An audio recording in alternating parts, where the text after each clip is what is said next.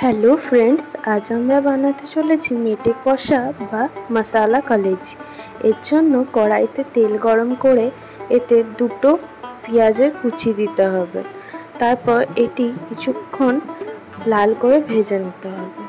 তারপর এতে দিতে হবে পরিমাণ মতো নুন। তারপর এটা আরও কিছুক্ষণ ভেজে নিয়ে যখন দেখবেন অনেকটা লাল হয়ে গেছে তখন এতে আদা, রসুন আর কাঁচা লঙ্কা বাটা 2 চামচ মতো দিয়ে কিছুক্ষণ কষাতে হবে। তারপর এতে দিয়ে দিতে হবে ছোট ছোট করে কেটে রাখা খাসির মাংসের মেটে।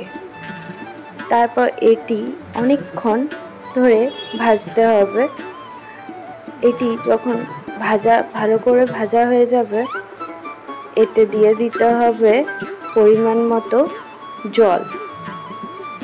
তারপর এটি 2 থেকে 5 মিনিট ফুটিয়ে নিতে হবে। তারপর এতে দিতে হবে সব গুঁড়ো মশলা। এর মধ্যে আছে 1 চামচ হলুদ, 1 চামচ কাশ্মীরি লাল লঙ্কার গুঁড়ো, 1 চামচ ধনে গুঁড়ো, 1 চামচ জিরে গুঁড়ো আর কিছুটা গরম মশলার গুঁড়ো।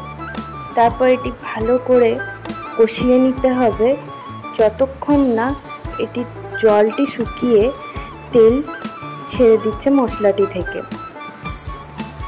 তারপর উপর থেকে ধনেপাতা কুচি ছড়িয়ে পরিবেশন করুন গরম গরম ভাত বা রুটির সাথে মেটের কষা।